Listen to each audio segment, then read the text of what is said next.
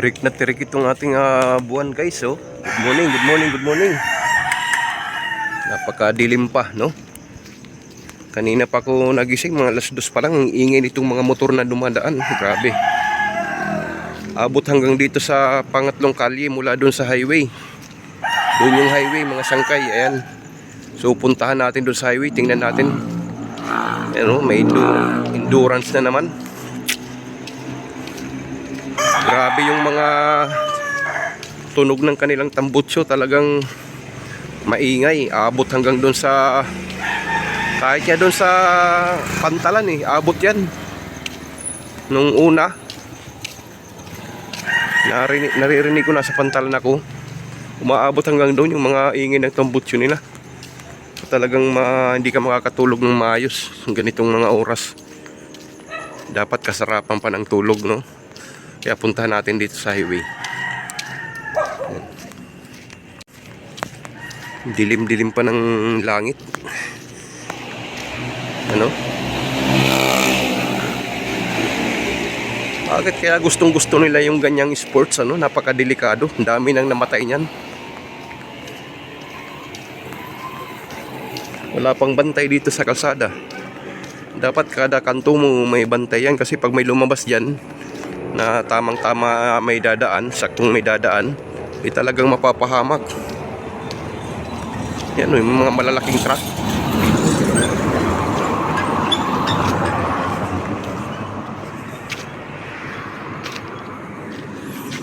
Maluwag sa maluwag yung kalsada, kaya lang hindi naman sila lang yung dadaan, ano.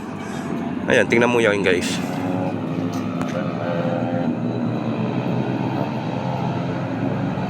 Ano, ingay-ingay yan, sabay-sabay.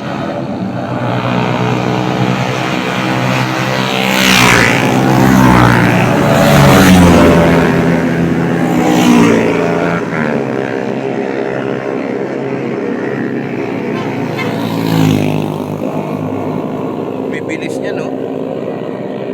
May mga kasalubong, no? Walang nagbabantay. Sa bagay, sa ganitong oras medyo maluwag yung kalsada, kaya lang hindi natin masabi yan. Kailangan may mga coordinator yan, na may mga tao sila nagbabantay bawat iskina. Kasi yung iskina na mga ganito, may tendency na lalabas yan dyan yung motor, bike,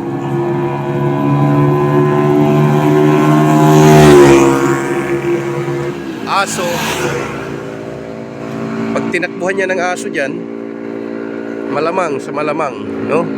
Pero walang aso ganitong oras siguro. Alam, may mga kasabay na dumadaan, no? Dito yan sa National Road, guy, dito, no? Mga sangkay, National Road yan dito sa Barangay Sawang sa Carigara, Leyte. Ayan, proper yan. Proper to dito.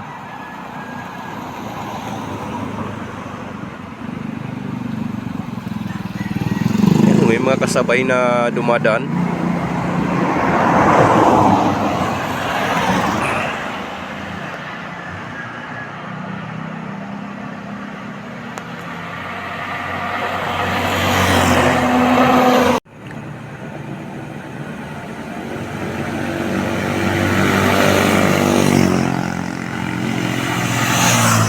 Buti yung ganong takbo lang, ano, hindi masyado maingay yung tambutso.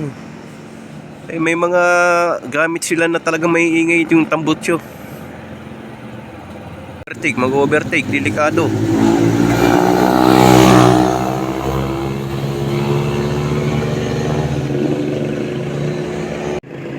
Napakasilaw ng mga gamit nilang ilaw. Yung kasalubong na mga sasakyan yan, sakit sa mata yan.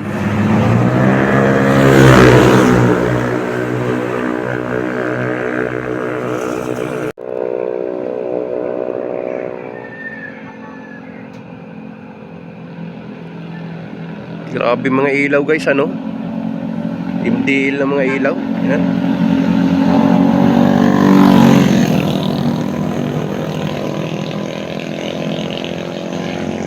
Papunta pa lang siguro yung sila sa, ano, sa starting point.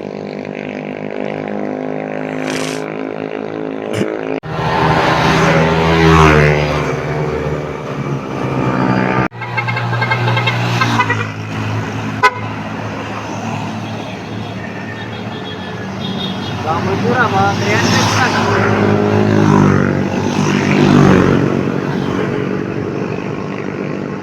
Kanina pa aga, mga alas 3 pa nga ako mata, maingay na.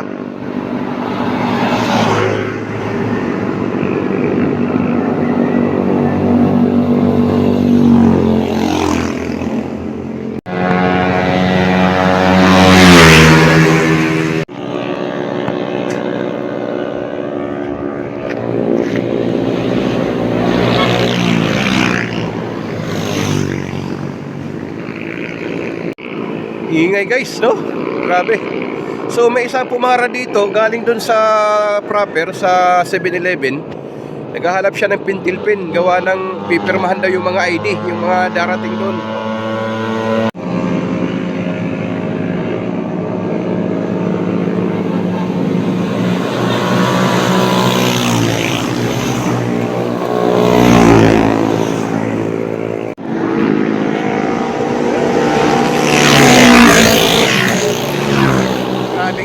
Ingay guys, no? Mabibilis. Kanina may kumara dito galing sa loob ng proper natin sa Karigara. Galing siya ng 7-Eleven, naghahanap ng quintil pin, no? Rider din, rider. Papunta pala sila ng Leyte Leyte, tapos babalik din papuntang Babatngon Leyte. Yun ang kanyang sabi, no? Marami daw ito, mga 300 plus daw ito ng mga riders ngayon na tumatakbo dito sa national road natin. Grabe, ang bibilis, ang ingay ng mga tambutso. Umaabot hanggang doon sa bahay, doon sa pangatlong kalye.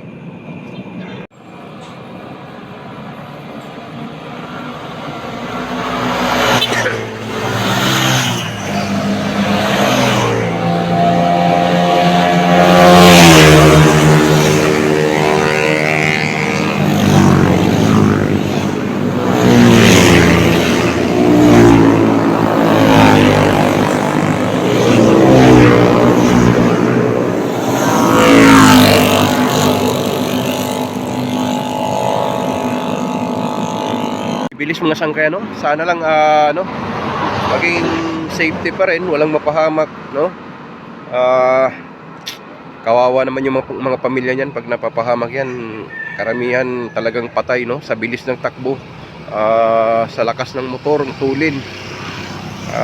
Yung disgrasya dyan lang naman dyan, yung mga ano, yung may mga tumatawid na aso, mga taong hindi aware sa mga nangyayari na ganyan, no?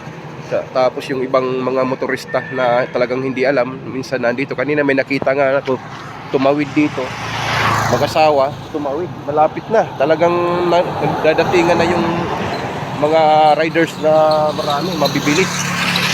Pumasok dun sa isang eskina, papunta dito sa loob ng proper. Buti na lang hindi inabot, kawawa naman.